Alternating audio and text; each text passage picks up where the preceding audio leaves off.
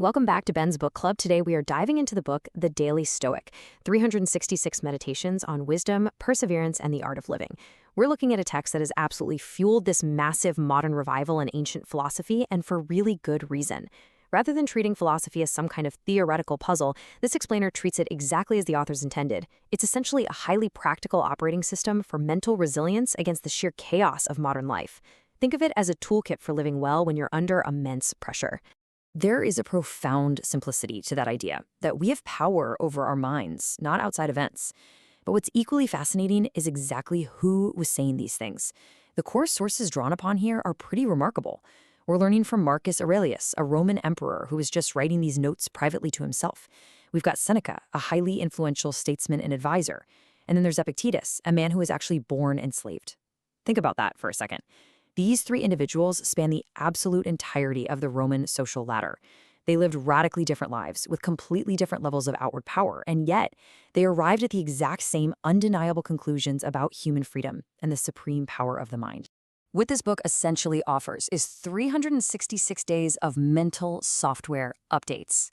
The authors, Ryan Holiday and Stephen Hanselman, very deliberately chose not to write some dense, impenetrable academic textbook. Instead, they built a daily devotional. Every single day of the year, yep, even leap years, you get a short, freshly translated passage from a classical source, which is instantly paired with modern commentary by Holiday. It allows you to essentially microdose philosophy. It ties ancient wisdom right into your modern work stress, your relationships, your daily ambitions. And doing it this way ensures the concepts actually sink in through daily habit, rather than just overwhelming you all at once. There's a really grand architecture structuring those daily updates, too. The book actually organizes the calendar year into the three core disciplines famously taught by Epictetus. For the first 4 months, January through April, the focus is entirely on perception. It's about training the mind to judge clearly rather than just reacting emotionally. The next 4 months then shift to action, ensuring your behavior actually follows that clear judgment. And finally, the last 4 months lock in the discipline of will, fortifying your ability to accept what you just cannot change. This 3-part framework acts as the structural foundation for everything we are going to explore. Focusing first on perception really builds our baseline. Arguably, the single most repeated and absolutely vital idea in the entire book is the dichotomy of control.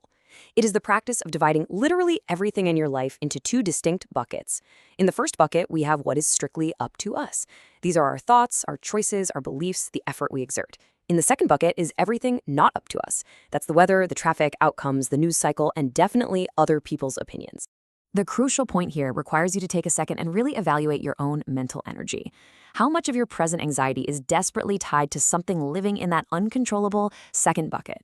The fundamental Stoic principle tells us that our distress is almost entirely caused by our judgments of events, not the actual events themselves. Energy spent worrying about the uncontrollable is entirely wasted. True freedom and immense power come from taking all of your mental energy and investing it exclusively into the things you can actually control. Once you have secured that inner perception, you naturally reach the next phase, the discipline of action. Because we can't just sit alone in a room having really clear thoughts, right? We have to direct our energy outward into the world. The texts are very clear that philosophy is utterly useless without action. A clear, unbiased perception of reality has to be followed by deliberate, effective choices. You are trying to behave in strict line with reason, ensuring that what you're doing right now in the present moment is the right thing to do. And what exactly guides those choices? Well, it comes down to the 4 cardinal virtues.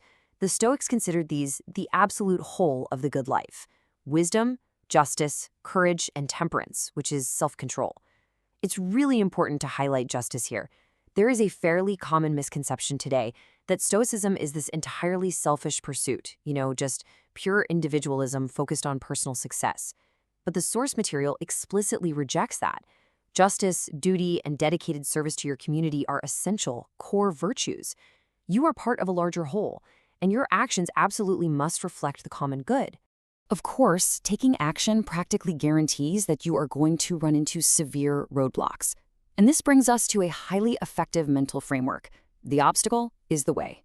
When you face adversity, resistance, or just completely unfair situations, the Stoics train you to view these not as annoying disruptions to your path, but as the actual raw material required to practice those exact virtues we just talked about. The resistance literally becomes the work. You can't practice courage without danger, and you can't practice temperance without temptation. Even with perfect perception and virtuous action, there is an inevitable reality we all must face. The discipline of will builds our ultimate defense. This is all about enduring the unchangeable. You are going to face immovable obstacles, tragic luck, and situations that you absolutely cannot fix. This phase of the training requires us to fortify our mental endurance and just accept the reality of the human condition with profound equanimity. The absolute ultimate technique for building that mental endurance is amor fati. It's a Latin concept that translates to loving your fate. And the crucial distinction here is that you are not just gritting your teeth and merely tolerating bad luck. You are actively embracing it.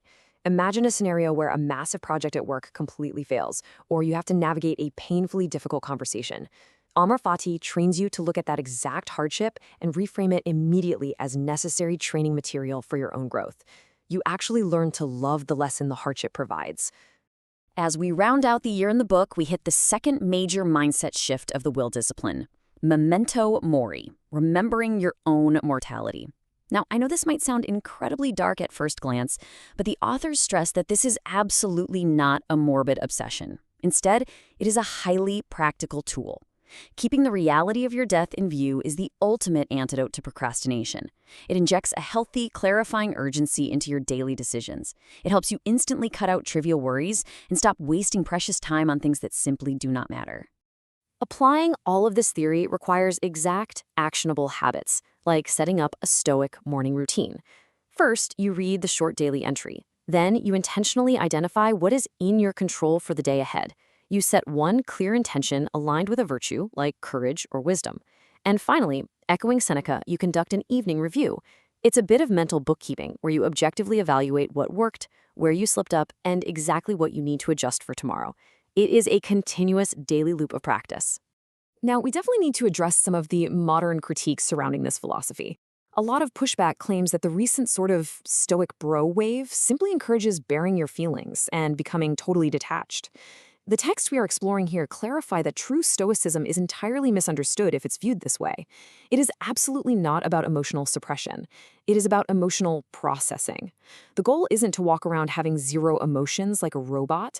It's about deeply understanding and reframing your emotions in real time so that you aren't constantly ruled and hijacked by them. Another major misconception lies in the stark contrast between passive resignation and active stoicism. A lot of people hear about accepting what you can't control and confuse it with passive resignation. Giving up, checking out, or just accepting defeat. But true practice involves clear-eyed action, which is active stoicism. The Stoics teach that external things like fame, status, and wealth are indifference. But that doesn't mean you stop trying to drive meaningful change in your life. It just means you separate your ego from the ultimate result, giving you immense freedom to act without paralyzing fear. So the crucial point we are left with as we wrap up this explainer is a question for you to ponder. Does reading philosophy in these bite-sized daily snippets actually lead to real character change? Or does it run the risk of just becoming another checked box on our morning productivity routines? The truth is, the real value of this material isn't found in simply finishing the book. It is the cumulative compounding effect of showing up every single day, examining your impressions, and choosing better responses to build your inner fortress over a lifetime. Thank you for joining me, and subscribe so you don't miss an episode.